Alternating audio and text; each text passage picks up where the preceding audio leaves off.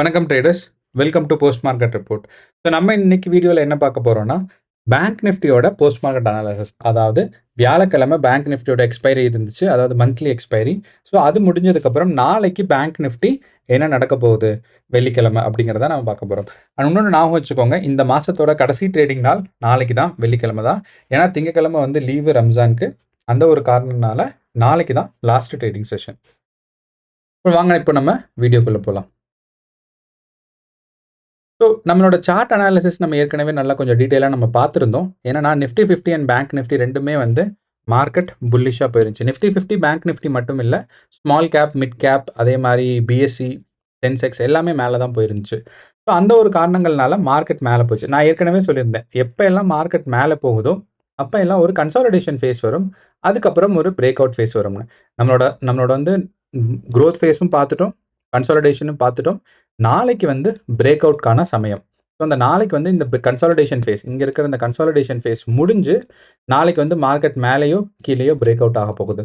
So ஏன் நான் வந்து மேலேயோ கீழேயோ பிரேக் அவுட் ஆக போகுது, ஏன் ஒரு டைரக்ஷன் சொல்கிறேன் அப்படின்னா, பிரேக் அவுட்டில் எப்பயுமே கணிக்கிறது ரொம்ப ரொம்ப கஷ்டம். என்ன நடக்க போகுதுங்கிறத சொல்கிறது பிரேக் அவுட் செஷனில் நமக்கு வந்து அதோட சதவீதம், அதாவது இதுதான் நடக்கும் அப்படின்னு 100% சொல்ல முடியாது. வாய்ப்புகள் தான் அதிகமாக இருக்குன்னு சொல்ல முடியும். மற்ற நாள் கூட ப்ரைஸ் ஆக்ஷன் கரெக்டாக ஒபே ஆகும். பிரேக் அவுட் செக்ஷனில் எல்லாருமே ஸ்பாட்டில் தான் டெசிஷன் எடுப்பாங்க. அந்த ஒரு காரணங்கள்னால நமக்கு வந்து மார்க்கெட்டை ஹை லெவலில் ப்ரெடிக்ட் பண்ண முடியாது. ஆனால் என்ன ப்ரெடிக்ட் பண்ணலான்னா, எது வரைக்கும் போகும், எது வரைக்கும் கீழே விழும், இந்த ரெண்டு விஷயத்தை பிரேக் அவுட் நம்ம வந்து ப்ரெடிக்ட் பண்ண முடியும். ஹையஸ்ட் லெவல் ப்ரைஸ் லெவல் என்னது, லோவஸ்ட் ப்ரைஸ் லெவல் என்னது அப்படிங்கிற இந்த ரெண்டு ப்ரைஸ் லெவலை மட்டும் நம்ம ப்ரெடிக்ட் பண்ண முடியும். ஆனால் மேலே தான் போகுமா கீழே தான் வருமாங்கிறது பிரேக் அவுட்டில் சொல்கிறது கொஞ்சம் கஷ்டம்தான். சரி, இப்போ வாங்க நம்ம அனாலிசிஸ் போவோம். உங்களுக்கு இதில் ஏதாவது ஐடியா இருந்தாலும் நீங்கள் வந்து சொல்லலாம் கமெண்ட்டில். ஓகே, நமக்கு வந்து ப்ரைஸ் ஆக்ஷன் பார்க்கும்போது நான் ஏற்கனவே சொல்லியிருந்தேன், நமக்கு முக்கியமான சப்போர்ட், அதாவது நமக்கு வந்து பேங்க் நிஃப்டியில் முக்கியமான சப்போர்ட்னு பார்த்தீங்கன்னா 51,500. அதே மாதிரி நமக்கு நிஃப்டி 50ல் முக்கியமான சப்போர்ட்னு பார்த்தீங்கன்னா 23,600. அப்போ இந்த 51,500 இருக்கு பாருங்க. அப்போ இந்த 51,500 மார்க்கெட் தாண்டினா தான் மேலே போகும். 51,500லேருந்து மார்க்கெட் வந்து இங்கே பார்த்தீங்கன்னா தெரியும், நேற்று ஒரு 3 கேண்டிலுக்கு அப்புறம் 100% சைட்வேஸ் மார்க்கெட். நம்மளால ஒன்றுமே பண்ண முடியல. ஸோ அப்போ 27ஆம் தேதி 100% சைட்வேஸ் மார்க்கெட்டுங்கிறனால நமக்கு வந்து இன்னைக்கு பிரேக் அவுட் எதிர்பார்க்கலாம். இது வந்து சைட்வேஸ் மார்க்கெட்னால மட்டும் இல்லை, நம்மளோட ஓப்பன் இன்ட்ரெஸ்ட் டேட்டால ஒரு முக்கியமான விஷயம் சொல்லுது. ஓப்பன் இன்ட்ரெஸ்ட் சார்ட் வந்து எப்பயுமே இப்படி இருக்காது. இது நீங்கள் பார்த்தீங்கன்னா தெரியும், ஏதோ ஒரு மலை மாதிரி இங்கிருந்து ஒரு க்ரோத் போய் இப்படி வந்திருக்கு, ஒரு மவுண்டைன் மாதிரி இருக்கு. ஆனால் அப்படி இருக்காம யூஸ்வலாக எப்படி இருக்குன்னு பார்த்தீங்கன்னா இந்த மாதிரி. ஸோ அட் த மணிலேருந்து இந்த பக்கம் ஒரு செவர் இருக்க மாதிரி இருக்கும், கீழே இந்த பக்கம் ஒரு செவர் இருக்க மாதிரி இருக்கும். எந்த பக்கம் இருக்கிற ஒரு ரெசிஸ்டன்ஸும் சப்போர்ட்டும், புட் ஆப்ஷன் அதிகமாக இருந்தால் அதுக்கு பேர் சப்போர்ட்டுன்னு சொல்லுவாங்க, கால் ஆப்ஷன் அதிகமாக இருந்தால் அது வந்து ரெசிஸ்டன்ஸ்னு சொல்லுவாங்க. ஸோ அப்போ இந்த லெவல்ஸ் கரெக்டாக இருக்கும். ஆனால் இன்னைக்கு மார்க்கெட் முடிஞ்சதுக்கப்புறம் நீங்கள் பார்த்தீங்கன்னா உங்களுக்கு என்னென்னா, பார்த்தீங்கன்னா உங்களுக்கு சென்டரில் தான் அதிகமான சப்போர்ட் அண்ட் ரெசிஸ்டன்ஸ் இருக்குது. அப்போது எப்போ எல்லாம் மார்க்கெட் இந்த சென்டரில் சப்போர்ட் அண்ட் ரெசிஸ்டன்ஸ் அதிகமாக இருக்கோ அப்போ வந்து ஒரு பிரேக் அவுட்கான வாய்ப்பு இருக்குது. அண்ட் நிஃப்டி 50ல் பார்க்கும்போது எனக்கு தெரிஞ்சு கிளியராக தெரியுது என்ன அப்படின்னா, மார்க்கெட் இந்த 51,600 இல்லை 51,700 தாண்டி போகிறதுக்கு வாய்ப்பு கொஞ்சம் கம்மி. ஏன்னா ரெண்டு ப்ரைஸ் ரேஞ்சில் உங்களோட இன்ட்ரெஸ்ட் பார்த்தீங்கன்னா ஓப்பன் இன்ட்ரெஸ்ட் சேஞ்சுன்னு சொல்லியிருக்கோம். ஸோ பெரும்பாலும் நமக்கு வந்து இது ஃபுல் பார் வந்திருக்கு. ஆனால் நேற்று வந்து ஸ்டார்டிங்கில் இவ்வளோ தான் இருந்துச்சு ஓப்பன் இன்ட்ரெஸ்ட். ஸ்டார்டிங்கில் இவ்வளோ தான் இருந்துச்சு. ஸோ 51,500ல் ஸ்டார்டிங்கில் எவ்வளோ இருந்துச்சு அப்படின்னு பார்த்தீங்கன்னா ஒரு 30 லட்சம் கம்மியாக இருந்துச்சு. அதுக்கப்புறம் மார்க்கெட் நல்லா மேலே ஏறி இருக்கு. அதே மாதிரி இங்கேயும் நல்லா மேலே ஏறி இருக்கு. ஸோ இந்த ஒரு காரணத்தினால நம்ம என்ன சொல்லலாம்னா, நாளைக்கு மார்க்கெட்டுக்கு முக்கியமான சப்போர்ட் வந்து 51,600ம் 51,700ம் இருக்குன்னு. ஸோ நம்ம வந்து ஒரு சின்ன ஒரு பாக்ஸ் வரைஞ்சிக்கலாம்.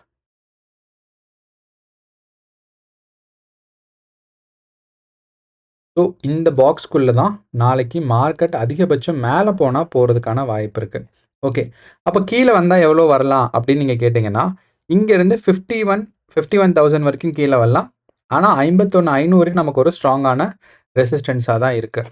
சாரி, 51,500 ரொம்ப ரொம்ப மார்க்கெட் வந்து நேரோ டவுன் ஆயிருச்சு. ஸோ பிரேக் அவுட் நம்ம எக்ஸ்பெக்ட் பண்ணலாம். ஆனால் எக்ஸ்பெக்ட் பண்ணால் நீங்கள் எவ்வளோ தூரம் எக்ஸ்பெக்ட் பண்ணுவீங்க அப்படின்னு நீங்கள் கேட்டிங்கன்னா 51,000 வரைக்கும் நம்ம வந்து மார்க்கெட்டில் எக்ஸ்பெக்ட் பண்ணலாம். ஓகே, அப்போது மார்க்கெட் டவுன்ஃபால் ஆச்சுன்னா நாளைக்கு மார்க்கெட் பொறுத்தளவு 51,000 வரைக்கும் டவுன்ஃபால் ஆகிறதுக்கு சான்சஸ் இருக்கு. ஆனா நம்ம பிரேக் அவுட் நான் சொன்ன மாரி எக்ஸ்பெக்ட் பண்றத நம்ம வந்து எவ்வளோ கீழ போகும்னு எக்ஸ்பெக்ட் பண்ண முடியாது. அந்த ஒரு காரணனால நம்ம என்ன சொல்லலாம் அப்படின்னா, மார்க்கெட் அதிகபட்சம் மேல போறதுக்கு வாய்ப்பு எனக்கு கம்மி தான். So down side usual regular வந்து 500 பாயிண்ட்ஸ் வரைக்கும் வரும். ஸோ அந்த 500, 600 பாயிண்ட்ஸ் வரைக்கும் மூவ்மெண்ட் ஆச்சுன்னா, நமக்கு வந்து மைனஸ் ஒரு 600 பாயிண்ட் கீழ வரும். ஓகே. ஆனா மார்க்கெட் நாளைக்கு அக்ரெசிவா மூவ்மெண்ட் ஆச்சுன்னா, ஒரு 1000 பாயிண்ட் எல்லாம் மூவ்மெண்ட் இருக்கிறதுக்கான வாய்ப்பு இருக்கு. அப்படி பார்க்கும்போது 50, 500 வர்றதுக்கும் வாய்ப்புகள் நிறையாக இருக்கு. அப்போ அந்த ஒரு காரணனால நான் ஏன் இந்த 50, 500னா இந்த 50, 500 ஏற்கனவே வந்து ஒரு ஸ்ட்ராங்கான ரெசிஸ்டன்ஸ் தான். இது நம்ம வந்து முன்னாடியே வச்சிருந்தோம். அத தான் நான் எக்ஸ்டெண்ட் பண்ணியிருக்கேன். அப்போ நாளைக்கு மார்க்கெட் டவுன்ஃபால் ஆனால், மார்க்கெட்ன்னு நான் இந்த இடத்துல சொல்ல வருது நிஃப்டி 50 இல்ல பேங்க் நிஃப்டி. அப்போ இந்த பேங்க் நிஃப்டி நாளைக்கு டவுன்ஃபால் ஆனா 50, 500 வரைக்கும் டவுன்ஃபால் ஆறதுக்கு வாய்ப்பு இருக்கு. அத தாண்டி கீழ போகுமான்னா, அத தாண்டி போச்சுன்னா மார்க்கெட் வந்து தானா ஷட் டவுன் ஆயிரும். ஸோ இது வந்து நிஃப்டி 50யும் பேங்க் நிஃப்டிலயும் யாரும் மேனிபுலேட் பண்ணக்கூடாது, பயங்கரமான லாஸ் ஆகக்கூடாதுன்னு சொல்லி அவங்க ஒரு மூவ்மெண்ட்ஸ் வச்சிருக்காங்க. இவ்ளோ பிரைஸ் ரேஞ்ச் வந்து இவ்வளவு ஷார்ட் டைம்ல மூவ்மெண்ட் ஆச்சுன்னா, மார்க்கெட் வந்து ஸ்டாப் ஆறதுக்கான வாய்ப்புகள் நெறையா இருக்கு.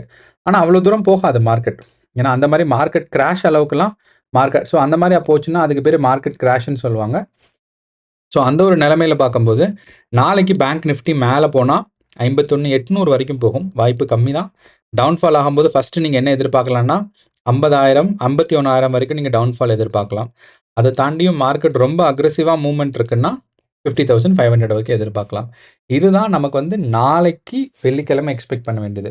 ஏன் இந்த மாரிலாம் நடக்குது அப்படின்னு நீங்க பார்த்தீங்கன்னா, நமக்கு வந்து எஃப்ஐஐ டேட்டாஸ்ல நமக்கு பார்த்தா தெரியும். எஃப்ஐஐ டேட்டால யூசுவலா வந்து நமக்கு இந்த சம்மரியில பார்த்தீங்கன்னா, நமக்கு வந்து இண்டெக்ஸஸ்ல என்ன சொல்லியிருப்பாங்கன்னா, மார்க்கெட் வந்து நியூட்ரலா இருக்கு. இல்லன்னா புல்லிஷா இருக்கு. இதுன்னு சொல்லியிருப்பாங்க. ஆனா நீங்க பார்த்தீங்கன்னா தெரியும். ஃபர்ஸ்ட் டைம் வந்து இந்த இண்டெக்ஸ் ஆப்ஷனோட சம்மரியில என்ன சொல்லியிருக்காங்கன்னா, வாலடைலா இருக்குன்னு.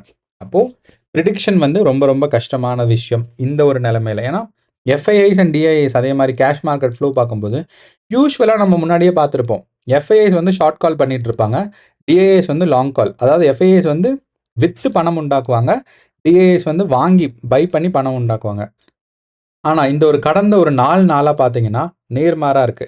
எஃப்ஐஐஸ் லாங் கால் எடுத்துட்டு இருக்காங்க. டிஐஐ ஷார்ட் கால் எடுத்துட்டு இருக்காங்க. இது ரொம்ப ரொம்ப ஒரு ஒரு கன்ஃப்யூசிங்கான விஷயம். ஸோ நிஃப்டி வந்து ஒரு ஒரு டிஃபரண்டான ஸ்டேஜ்ல இருக்கு. அப்படிங்கிறனால எஃப்ஐஐஸ் அண்ட் டிஐஐஸோட பங்கு வந்து குறைஞ்சுக்கிட்டே வருது.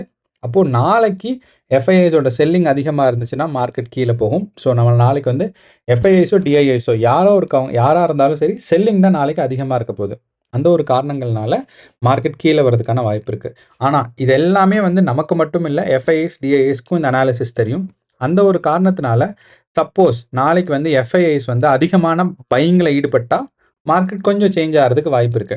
அப்படி சேஞ்ச் ஆனாலும் எவ்வளவு போகும்னா, இவ்வளவு தான். ஓகே. அப்படி நம்ம சேஞ்ச் ஆக முடியுமான்னா, முடியாது. காரணம் என்ன அப்படின்னா, அவங்களுக்கு வந்து லிமிட் இருக்கு. நமக்கு வந்து ஏற்கனவே இவ்ளோ ஆர்டர்ஸ் இருக்கு. இந்த நம்பர் ஆஃப் ஆர்டர்ஸ் எக்ஸிக்யூட் ஆகணும்ல. இந்த நம்பர் ஆஃப் ஆர்டர்ஸ் எக்ஸிக்யூட் ஆனா தான், நமக்கு என்னன்னா, அடுத்து அவங்களுக்கு ஆர்டர்ஸ் கிடைக்கும். ஏன்னா, ஸ்டாக்ஸ் அங்க இருக்கிறது வந்து நம்பர் ஆஃப் ஆர்டர்ஸ் வந்து ரொம்ப லிமிட்டட்.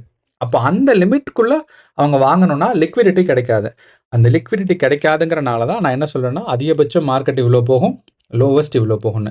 ஏன்னா, அவங்க வித்துக்கிட்டே இருக்க முடியாது. வித்துக்கிட்டே இருக்குன்னா, ஆர்டர் வந்து கம்ப்ளீட் ஆனா தானே மார்க்கெட் மூவ் ஆகும். ஸோ, அவங்க செல் பண்ணலாம். ஆனா, ஆர்டர் எக்ஸிக்யூட் ஆகலைன்னா முடியாது.